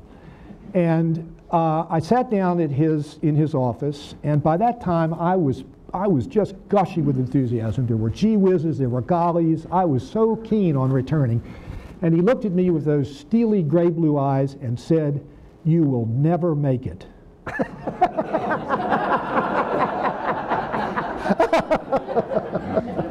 He said, "Those Transylvania A's, they're not Washington and Lee A's." And I was devastated. I have no recollection of the rest of the meeting with him. And for a very long time, whenever I flagged, whenever I let down my guard, whenever I stopped working as hard as I could work, I thought about that moment. And it made me so angry. I could not believe that anybody could say that to somebody who was gee-whizzing his way through a conversation like that. And yet, I saw Dean Atwood years later, actually talk with him about a position down here before deciding on a different career path. But I, with all my heart, want to believe and have come to believe that he did that on purpose. He knew that I needed something like that to push me, and it did, and it still does in a way. So at the end of all of this, I graduated with my class. That was really important to be with y'all in 1968. I became an educator. I served in independent schools for 44 years. I had extraordinary empathy for kids who were clueless or failing. And finally this, I used to say in my headmastering days at the Hill School to parents at the opening of school every year, every one of us has had an experience of failure that we regard now as a turning point in our lives. What is it about us today that wants to keep our kids, protect our kids from those same kinds of failures that we believe were the turning points in our lives? I usually got nods and thank yous at that time, but understandably, lots of parents had a tough time digesting that in the long haul. But so let's hear it for failure.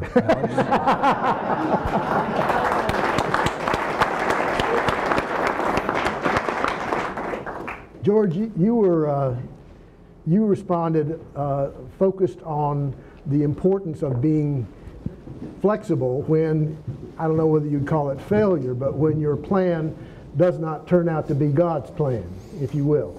Would you talk about that? Well, I think the thing that probably everyone in this room has learned at some point is that just when you think you know what's going to happen in your life, probably doesn't. You go through school and you have a major and you have a pretty good idea of where you're headed or what you want to accomplish, and you probably, as a graduating senior, have that thought. But the truth is, our crystal ball is not very good, and we're going to, probably 50% or more of you will not end up on a career path that you currently are even thinking about. In my own life, as an example, my father had a building materials company, and from the time I was knee-high to a duck, it was always assumed that I was going to run this building materials company. After the service, I went back to St. Louis, and sure enough, I went to work for my father in the building materials business. And he moved me to Florida because they had a Florida operation, which I didn't want to do. I had no desire to go to Florida. I was happy to be back in St. Louis. But I went, and 3 years later, my dad sold the company. So the idea of me continuing in the building materials business, which also was just seeing the advent of a little company called Home Depot, seemed to be not exactly the best path for me. And at that time, I took about 3 years to extricate myself from getting rid of that, the real estate that we owned as a part of this company, and I decided to go into real estate. And that's too long a story to say why I did, but I can suffice it to say that no one in my family had ever done that. No one had ever been in real estate. I wasn't sure what a deed was, or a lien was, or any of the other things that you deal with in real estate. But that career change, totally unexpected, has turned out pretty well for me. And I never saw it coming. And there was no training here in the business school about real estate in those days. And it's still actually more limited than I think it should be, but nonetheless, what WNL does do is it prepares you to deal with changes.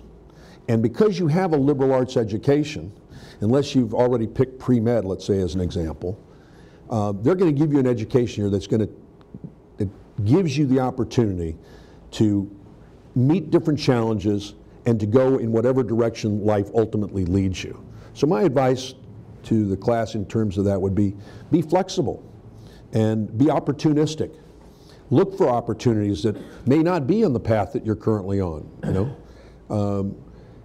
Few of us, like John Godine, always knew he wanted to be a doctor, and he was a doctor for 40 plus years. Charlie here thought he was going to be an attorney. And ended up lots of things.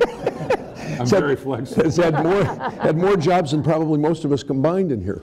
But it really, if I had a piece of advice, I would say the good news is WNL's prepared you. And we all are the beneficiaries of a wonderful learning experience here. And I think it will do well for you no matter where those opportunities lead you. Thanks, George.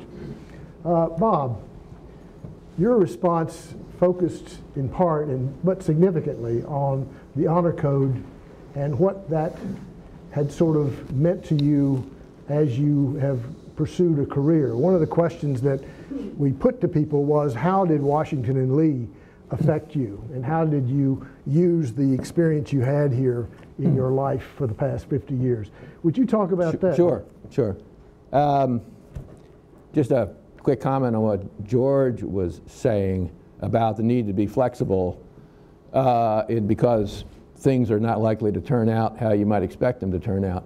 But I think there's one thing that we can take away from our experience here at Washington and Lee is the honor code. It's simple to say that we don't lie, cheat, or steal. But the honor code, I think, puts, if you live according to that lifestyle, which I think we ought, it puts you in a position to be able to deal with the vicissitudes of life and to make the decisions that are right. Because there's nothing really secret about the honor code. It wasn't something that Robert E. Lee invented. You know, there was a sense of honor for many, many years, all the way back to the Greeks. And to me, the honor code really is to live by one's conscience. I think just about everybody knows about their conscience. They know the difference between right and wrong. But what's more difficult is to know what's right and what's wrong and to then make the right decision. It's not real easy always to do that. So some of you in here may remember the Walt Disney movie Pinocchio, 1940. There was a little character in Pinocchio called Jiminy Cricket. And Jiminy Cricket sang a song, and that song had to do with let your conscience be your guide. And that's kind of what I have tried to do over the course of my career, and not even my professional career, but in my life. When I was getting ready to respond to Alex's request about life lessons, I asked my son Tim, who graduated from Washington and Lee in 2004, what he thought my experiences at Washington and Lee had as an impact on me in the way that he had seen my life.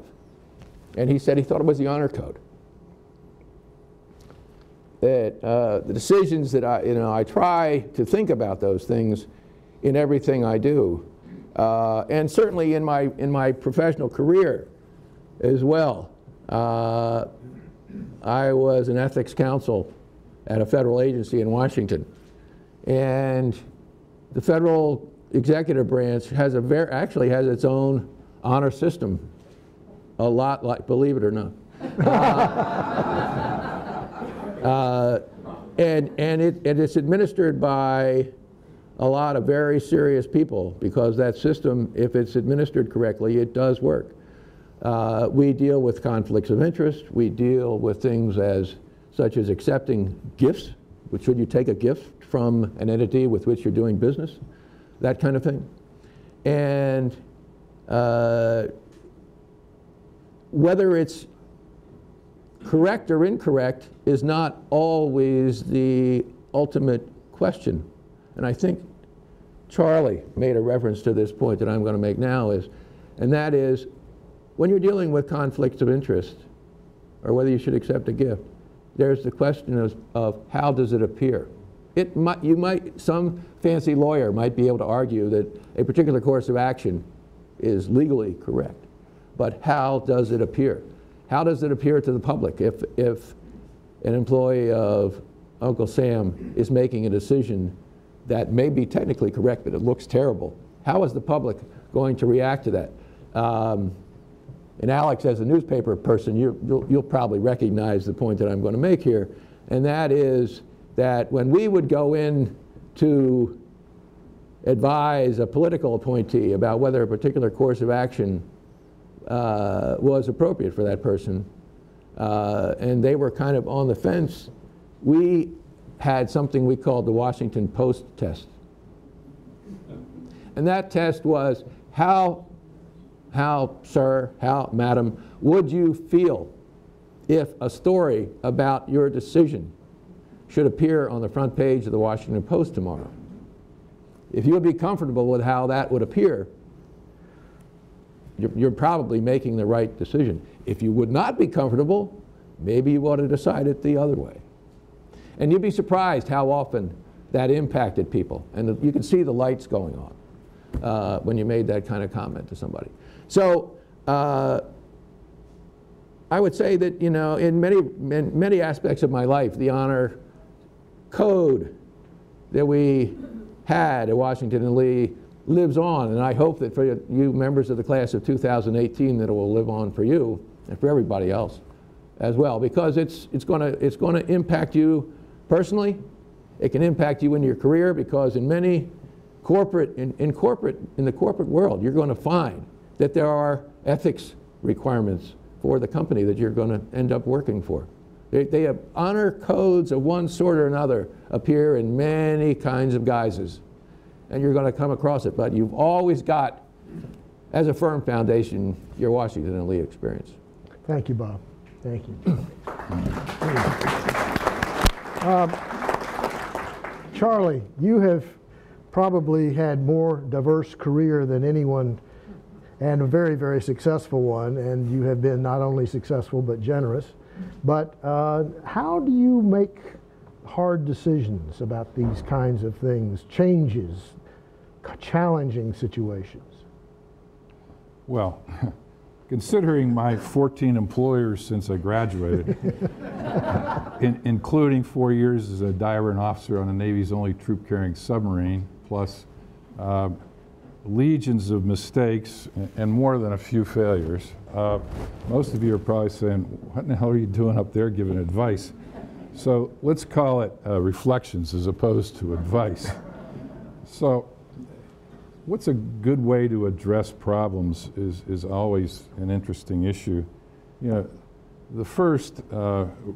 my first approach to taking care of real problems was, as a Navy diver, we were taught if they weren't bullets or sharks or lightning or otherwise life-threatening, the problems probably weren't that large, and everything's relative, right? So, but in everyday life, problems do arise, and then the question is, how do you deal with them, both in business and in personal life? My first suggestion is be careful who you share them with. Let's face it, 85% of people don't really care about your problems, and so they're not going to, they might listen, but you're tiring them out. 10% are really glad you have problems because they're miserable and they want you to join them in their misery. And 5%, including your spouse, and I've been very fortunate in that regard for the last 30 years, want to do something to help. So then once you realize you have a problem, what do you do about it? Well, first you got to face it and develop a solution pretty quickly, because the longer those issues fester, the worse they generally become. Find a solution. Often your spouse is very helpful in your personal life. To do that, I would say in my case the vast majority of the times. And then learn and move on, and don't make excuses, because it isn't just 85% of the people don't care about your problems, 99% of the people don't want to hear an excuse. In business, it's better to develop a solution as a team, to include those who work with you and for you. In both personal and business lives, it's an iterative process. Usually, if you're working with somebody else, the decision is going to be a whole lot better than if you've come up with it on your own, because it's tough to talk to yourself in a mirror and convince yourself that maybe you're wrong. But if you have people who are willing to talk frankly with you, it's always better. But in business, you seem to have a... Charlie, here's a problem for you. I get it. Where's the switch? You found it. In business, we think we have big problems. In general, they're probably not, unless they happen to be ethical problems. Our rule, or my rule, has always been, in any business decision, first, ask if it's legal. And then ask if the legal decision, if it's legal, if the contemplated transaction or initiative is ethical. Because if something's legal, that doesn't necessarily mean it's ethical. And then the third question is it good business? If it's not good for your customers or your patients or your clients, then it's not good business either. But at some point, if you're running a business, a decision has to be made. You can't wait too long. It's sort of a lead, follower, get out of the way world. If the decision can't be made as a reasonable decision in a group, and then it's, gee, I'm really sorry. It's a democracy if you vote right, but you didn't vote quite right. So here's the way we're going, and then you ask everybody, get on board. It's not illegal. It's not unethical. We may debate whether it's good business or not, but we'll find out down the road whether it is or not. So as a team, let's move forward. Sometimes people just aren't willing to do that, and then they have to go be part of a team someplace else. But that's the process I've used since before graduation. Before I open it to the audience, I want to offer one piece of advice to the class of 2018 myself. I'm sure you recall that Thomas Jefferson put in the Declaration of Independence that among your inalienable rights is the pursuit of happiness. I have a variation on that thought. One is the difference between pleasure and happiness. Pleasure is something you can manufacture. We are doing a lot of it this weekend. You know, it's a lot of fun, and it is something that we are able to give ourselves in many respects. Happiness is kind of an abstract state that we apparently, from what I've read, all have a sort of a set point, and you're there in terms of your level of happiness. And if something great happens, you may go up, but then you'll go back down. And similarly, if something terrible happens, you'll come back up again eventually to that set point. But what I want to urge you to consider is the pursuit of joy. Joy is a different thing. It's a very ephemeral state. You may have felt it already. It's something that once you've experienced it, you will never forget. And it can be generated in all kinds of ways, but it has to be earned in some fashion. It's a kind of an exquisite, ecstatic state that doesn't last very long, as I say, but that says something to you about the glorious experience of having it, even for that very, very short time. I would commend you to look for those opportunities. I would bet that many of the people in this room have had that experience of joy perhaps many times. I haven't had it many times, but I've had it, and when I've had it, I've never forgotten it. I suspect some of you had it when you held your baby in your arms for the first time, or for some other reason that had to do with something that you couldn't have actually sort of expected it to be there, but it was something that seized you and gripped you and was, as I say, exquisite and priceless. I think that pursuing that instead of either happiness or pleasure is the way you will find you've got a set of memories that will be the ones that you cherish more than any others. With that, let me open it to the floor. I would like and encourage, as I say, the spouses in the room to speak. I would encourage everybody here to think about what they might want to offer to the class of 2018. John? Yeah, what? Go ahead. Okay. John approached me yesterday with some questions that he wanted to put before the group, and I asked him to address one in particular. Which is unfortunate, because as I got to thinking about the common experiences that we all share, the questions just started to come and come and come about what has really happened in our lives that probably is common and interesting to us also. And this morning I've been so impressed to learn about what happened in 1970. I feel my experience at Washington and Lee is very much enlarged by knowing that happened.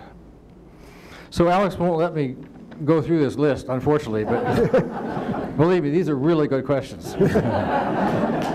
And the only one he's approved here is, what's the single richest or most extraordinary experience of your life? So it's not an easy question, but thank you. I thought you were going to give us the answer to it. I get to raise the question. He was a philosophy major. English. That's right. Who would like to speak? Yes, Sue. Several years ago, there was an article in the alumni magazine. It was an article, it was a piece, and it was titled "The Unwritten Resume." And I don't know if any of you remember that, but I thought it was a great piece, and I wish it would be published more often. But it talked about if you were graduated from Washington and Lee, you take with you credibility, and you take with you the idea that you are someone who can be trusted. And if you say your word is good. And I think that you have a gift in that unwritten resume when you graduate. You also have a responsibility to that unwritten resume when you graduate. And that's my advice to you. The other part that I'd just like to say is so many of us have children who went here that I think that in itself is a testament to the university, how we value it, and what it taught us. So, thank you. Yes. My children. I want to follow a little up with that, and particularly with Bob's remarks. I think there's something about the honor code that may not be appreciated by undergraduates. In a career that was both in business and in politics, I got a chance to talk to a lot of people. I interviewed a lot of people. People would come to me and I'd make referrals. Because if they had come from W&L, I never had a hesitation. I always accepted a meeting that they requested, and I always would make recommendations to somebody in business if I thought they'd be a good person to talk to, because I would never be embarrassed by it. And then, you know, in a world that these kids are going into, that all of us have been in the last 20 years, the only way you get a job is through networking. The fact that W&L offers you a background that says to every other W&L graduate, this is somebody worth talking to, this is somebody who's never going to embarrass you, is actually probably the most valuable thing that you're going to get on a practical level from this university. Is the mic working well? Because it wasn't earlier. Could you all hear? I don't think it is. It doesn't seem to be working up here. Testing. Yeah, now hold it close when you speak. Alex? Yes. I'd like to add a thought to that.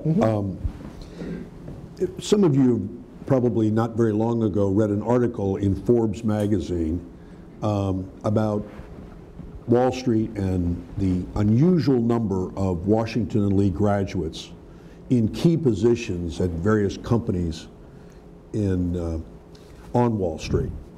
And the point of the article was kind of like, why is this, what's going on here? Why are, from this little school that only graduates a few hundred students, why are there seems to be this disproportionate number of successful people there? And so I thought about that for quite a bit, and I came away with a thought that it is all about honor and integrity. It's not about we're smarter than the other guys, or gals. I don't believe that. We get a great education here, but they get a great education at Harvard, and Princeton, Yale, and lots of other universities around the country. It's not that we necessarily work any harder, because I guarantee you can find students that work just as hard or harder at the universities around this country. So what is it that makes this difference? And I think it gets to the heart of what the honor system is all about. When we're here as students, it's just a matter of, at least when we first get here, it's a matter of, okay, I can't cheat, can't plagiarize, don't take anybody else's stuff from where it was, and what have you. And we really don't appreciate what it's really teaching us until we're near graduation, or until we actually get out into the real world and start to have to apply some of those principles. But I think it's because because this little school generates a real love of honor and civility, practicing the golden rule. I think that is what makes the difference. I know in my business, I negotiate every day in real estate. And a dear and recently departed friend of mine, Wayne Heisinger, oftentimes said to me, you know, it's only a good deal if it works for both parties. And I don't think there's anybody I've ever known who ever did more deals than Wayne Heisinger. And so the fact that people will see that you are dealing from a position of honesty and integrity and civility, I think that's what makes the difference. And I think that's why this little school generates as many successful people as it does. So live your life honorably. And you know, it's a corny old expression, but Robert E. Lee said it, you know, be a gentleman. That's the key. Women, speak. Yes, Barry. I was taken by your comment about joy. And And hold it close and speak in so we can hear you. I'm not sure that's, there it is. I was taken by your comment about joy, and those of us in the 50th reunion class have probably had lots of those experiences, but since there are some younger people here, and I think W&L has offered this opportunity. I have found that some of the most joyful experiences I have had in my life have been in creating opportunities for others to experience joy. And I think, for instance, the Shepherd program here, we heard about the young man last night who was presenting at the ODK, the kind of public service that he has provided. There is no joy greater, I think, than being able to create a sense of social justice in the world. And W&L is doing a great job of that. And for those of you who will be graduating and going out into the world, don't just look for the opportunity for you to have personal joy, but for the opportunity for you to create joy in others. And this is the guy last night who said he didn't have any advice to offer. Yeah, that's great. Ladies, yes. Hi.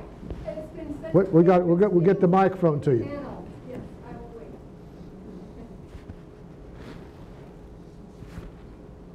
Thank you. It's such interesting panels today and last night. I'm writing a book which has required some research into what are going to be the jobs of the future. And you look at technology changes, artificial intelligence changes, and the jobs of the future are hard to predict what they're going to be. But one stream runs through all of the job descriptions, and those are people want problem solvers, people who can figure out what the solution is. And that requires the broad kind of liberal arts education that you have at W&L, the kind of dedication to an honor code that you have at W&L. All the things that we've heard about over the last 24 hours are the things that are going to create opportunities for people in the future. And we don't know what they are, and you're going to run into some failures which will make you stronger, and you'll take a left turn or a right turn as you go down that road. But with the skills you have here and the depth of the alumni support, you're just going to have wonderful opportunities and hopefully get some of that joy while it's happening. Dick, did you have something to say? Did you have something to say? I thought you were reaching for the microphone. No. Yes, here, Corbett. Yeah. Let me, there are a lot of us in this room who are lawyers, so you know what I'm talking about when I say there's substance and there's procedure. Could you speak into the mic? Sure. Thanks. Just hold it close. Okay. I was just going to say that there are a lot of us in this room who are lawyers or want to be lawyers, maybe a few of those here too. And you know what I'm talking about when I say there's substance and there's procedure. I think we, as W&L graduates or soon to be, can be very helpful to this nation on the procedure side. And here's what I mean. There are a lot of people who go out in the world as activists for one thing or another. That's all wonderful. But more than anything, I think we need people who go out as activists for civility and the ability to communicate with each other, even though we disagree politically or whatever it is, but to do that in an appropriate manner. And we are desperately in need of activists for that.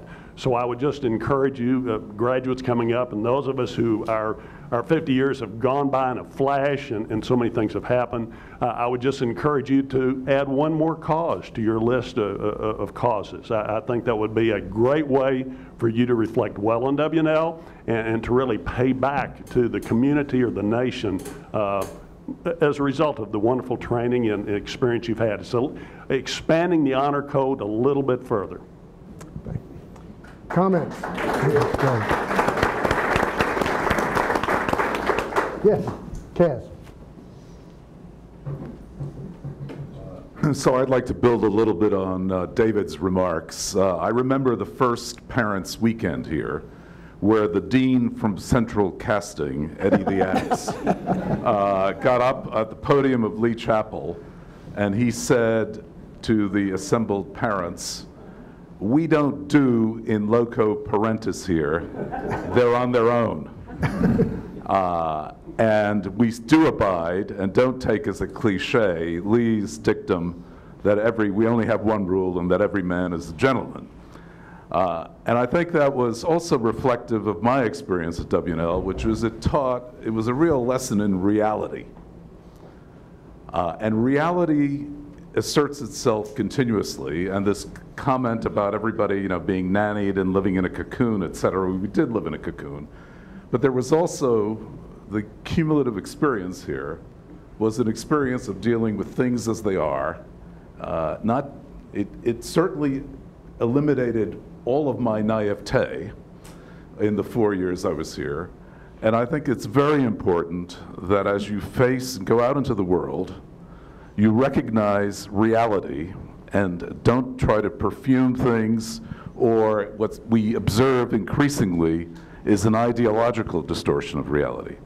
Because dealing with things as they are, recognizing things as they are, will enable you then to make the right decisions, whether it's in business or in personal life, of course leavened and overlaid by that code of honor that's been referred to and doing the right thing. So I leave you with that. Reality is important, recognizing it is important, and dealing with it is important. Thanks, Kaz. Anyone else want to speak before lunch? Yes. We have been talking about the honor code and about the experience at Washington and Lee. I think George put it really well, and a gentleman back here about carrying that with us into the world, both personally and in business. And for our 2018 graduates, what occurred to me today listening to this was that you're going into the world armed with that honor code and with the experience of WNL. So it gives you an armor to deal with the world that many other people just don't have. You have the ability for honest dealings. You also have the ability, because of that, to make others more honest. I'm a total believer in self-fulfilling prophecies. If you trust someone to begin with because that's how you operate, the chances of them being trustworthy are increased immensely, which is just thinking today, that's what the WNL experience gave us all, is that ability to trust and be trusted.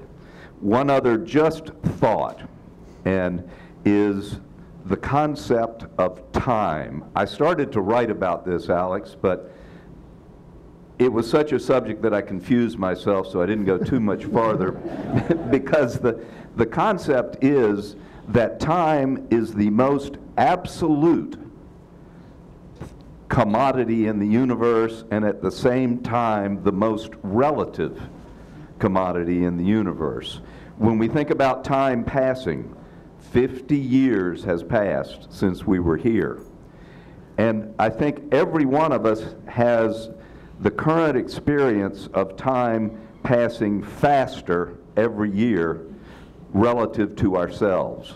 And that's something that expands. The more you think about it, nothing we do escapes time. So all of you new graduates realize the preciousness of it and the vulnerability of time. Alex? Yeah. One follow-up on Corbett's comment about civility. I think it's worth pointing out that Corbett and Susan Bryant have 6 daughters, 5 of whom went here. So they are actively spreading the civility ethos of Washington and Lee. Definitely, definitely. Well, we're at the end of our time. I'm going to leave you with a quote from a man I greatly admired. I was at Harvard for 15 years, and the chaplain of Harvard was a man named Peter Gomes. A black man, a wonderfully erudite and smart man, and a man with a great sense of humor as well. And one of the profound things he said is what I want to leave you with now. He said, remember, it's not who you know, it's whom you know. Thank you all, thank you panelists.